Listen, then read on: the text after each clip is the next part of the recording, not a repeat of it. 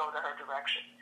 So, and this is why I can't get good opinion. I'm more of a keys to victory kind of girl. So, this can go either way, but I'm going to also go with Amanda. I'm with you. I'm not a person that really likes to pick a winner. I'm usually somebody that'll analyze things, and I can tell you kind of how it's going to go. Exactly. So I think when Cyborg and Amanda came up, I said that if Amanda's going to win it, she's going to knock her out in the first, and that ended up happening. Exactly. God, I said that. I said that Amanda was going to win on Adam Hunter's show, and Adam Hunter and my coach Mike Pyle were like, no, that's not going to happen. Nothing happened. First thing I do, I text Adam. I told you I was right. Yeah. Yeah. So definitely interesting fight on Paramount Network on Friday. There's a second match on the Friday card that I want people to be aware of. It's going to be shown on the Bellator app because it's going to be one of the undercard fights. Tabitha Ann Watkins versus Lindsey Van Zandt. Why this is important? First of all, for those of you who don't know, Bellator doesn't have a 105 division. So a lot of times they'll bring people in just for these undercard fights. And this makes this very interesting because these two, Tabitha Ann Watkins and Lindsey Van Zandt, are both atomweights. Now, I believe, if I remember correctly, Tabitha is currently 4-0 and Lindsey is 4-1. Which makes it very exciting because if they don't, I don't think they're signed to Bellator at all. But it would be interesting, whoever wins this fight, if they end up getting signed to Invicta, because they'd probably be one win away from getting a title shot if they ends up happening. So that's one fight I think people should look out for. If you guys can go on the Bellator app tomorrow before the event. I'm pretty sure it's before the Invicta event as well. So just look at the Bellator app. Look out for the Tabitha versus Lindsey fight. And note that, the winner of that really is going to jump in line in terms of the atomweight rankings coming up next month. So that's going to be a really interesting thing. I just wanted people to point that out and give you guys a reason to watch the Bellator undercard because it's a very interesting fight. Anyway, so the third fight that's going to be on the weekend, there was going to be 4. But sorry to say, Baloo has actually had surgery, so she her fight with Sarah Payant was scratched quite a few weeks ago. But for some reason, it was never announced that it was scratched. But I just heard the past couple of days that Baloo had actually said that I'm out. I have had surgery. I was trying to get to the fight, but I had torn ACL. Had to go do surgery. So they had to scrap the fight. So surgery. Yeah. So no one can say the S word in front of me ever again. Yeah. So quick recovery to her. I mean, kind of disappointing that she won't be. But Valerie Lorenda, who I had on the podcast this past week as well. You guys can check that out on wildboutsports.com. High level Taekwondo black belt. Really interesting fight. She's facing Colby Fletcher. The thing with this fight was the fact that, her first opponent was not a very experienced opponent. They, commission basically nixed it. They said, no way, this gal's way too underexperienced. Valerie's coming in as a 2-1 in her amateur career. Her only loss was a split decision. But she's really excited. She's training over at American Top Team.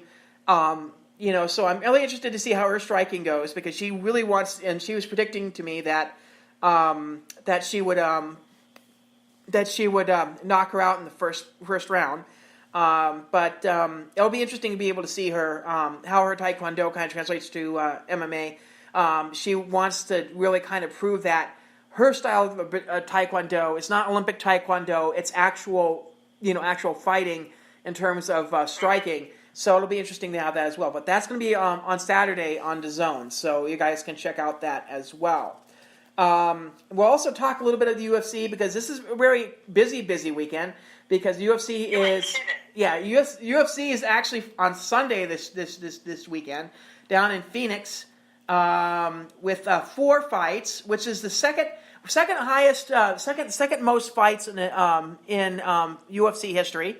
Tough 20 finale was the one that had the most. I think it was 6, if I remember correctly. But we got some great things. Hometown girl Courtney Casey is facing Cynthia Calvillo, which should be a very awesome fight at strawweight. Andrea Lee is returning, facing Ashley Evans Smith.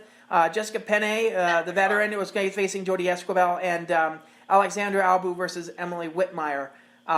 Which all that card's pretty thing. Any fight personally that you're excited for on the card? I'm excited to see the return of Andrea Lee, quite honestly. Just given all that she went through, now she's finally found a new home in MMA gold alongside Aspen Ladd and others. I'm happy to see what a new camp and a new life and just in general bring out with Andrea. Yeah, I mean, wrestling was always something that Andrea really needed to develop and work on, and I think MMA Gold's a good place to start in terms of that as well. Aspen as her teammates are really great as well. She is facing a really tough wrestler in Ashley Evans Smith.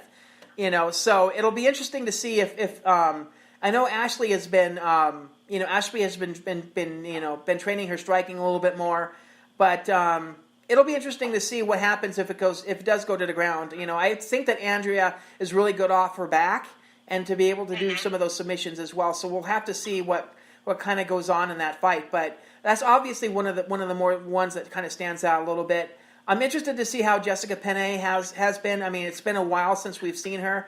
She's been on suspension. And Jodie, of course, I love Jodie.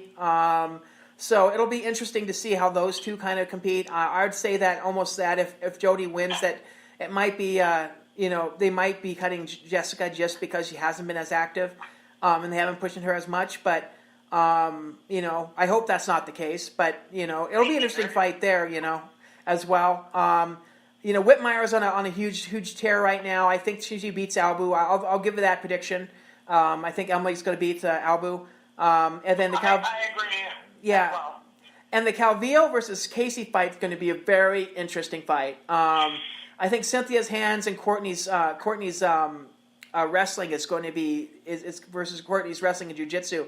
It's going to be a really good fight, and I like where they positioned it. They positioned it on the main card, and it's going to be great to be able to see that fight. I think it might be one of the fights of the night. I think that one in particular is probably going to be fight of the night. And I'll mention that this is all going to be on ESPN, regular ESPN network, so you don't have to worry about the app.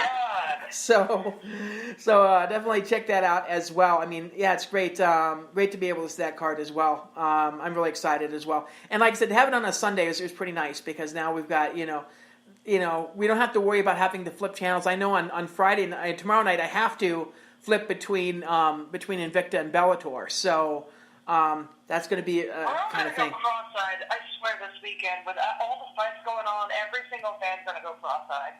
It's ridiculous. Yeah. But awesome. No one better drag me outside on Friday or Saturday, or we're going to have a fight. Yeah. And then non-sanctioned fights to my record. I will mention also on Sunday there's a fight that I don't think it's going to be televised or streamed, but I'm very interested in.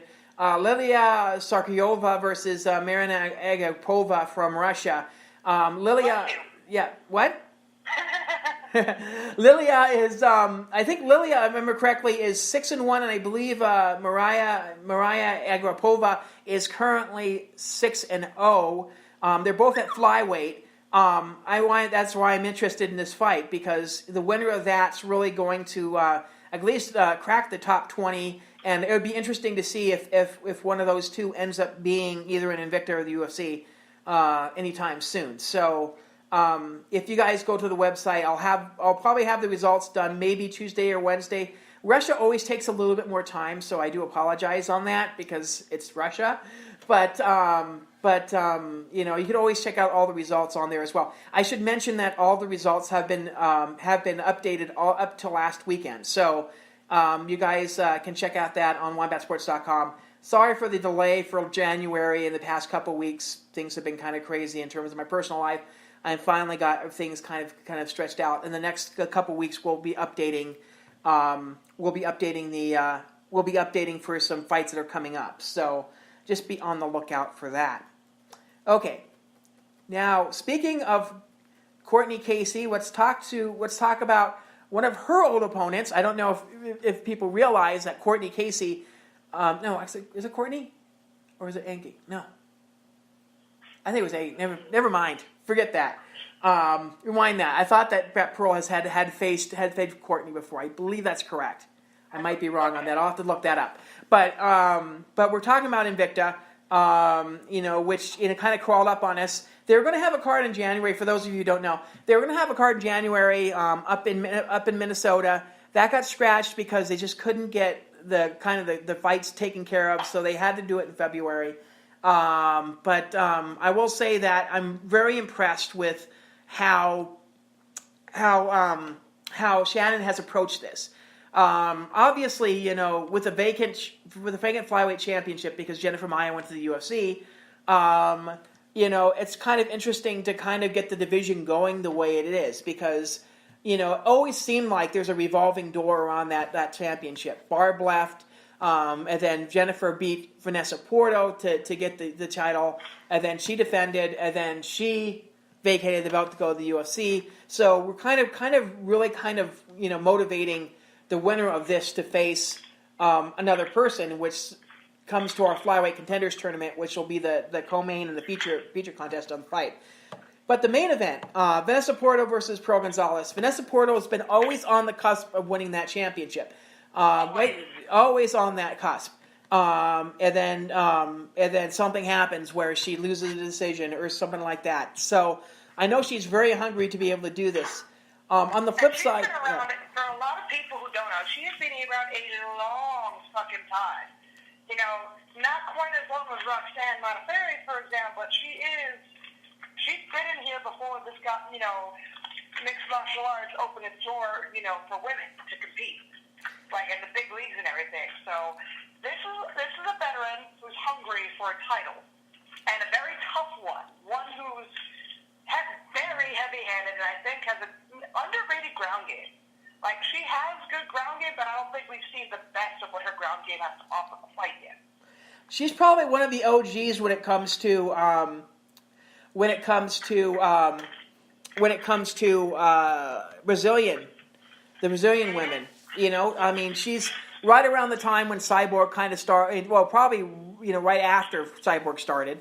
And yeah, she's one of the OGs, and I think that people kind of are underrated of her just because she hasn't had as much exposure. She hasn't been to the UFC.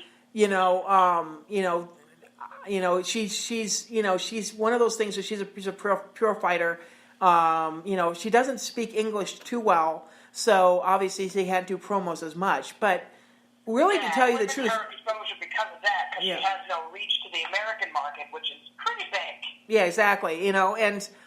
I think the UFC sometimes tends to frown upon some of the Brazilian fighters as well, and some other fighters as well. And I think Vanessa is one of those people that's very underrated in terms of that. She should be in the UFC. I think she has the resume to be there. But I think it's kind of almost her time to be able to do that. But Pearl's no slouch, and I was correct that Courtney Casey and what? Pearl is super impressive. I think my first fight I ever saw, I'm not sure if it was UFC Anaheim I was at, but it was live. I remember seeing her, and I was just like, she can't pull this off. She fucking pulled off like some beautiful escapes and wins. It was awesome. Now, yeah. Here's the thing. I was correct that Pearl did face Courtney Casey because she and I was wondering if it was Courtney Casey who beat for the XFC championship. The first time I saw Pearl was when she defeated Susie Montero in that tournament to win the. It was the semifinals of the tournament to crown an XFC flyweight champion, and she beat Courtney Casey that night. Courtney was the heavy favorite coming in, and Pearl just pulled off like the upset armbar win. It was an exciting fight between the two. But I mean, I've been following her ever since. It's been great. I've been followed her when she transitioned from Chicago down to San Diego and to be a part of the Temp Planet down there. But Yeah, Pearl has been very interesting, and she has a really inspirational story if you guys haven't heard it. She's come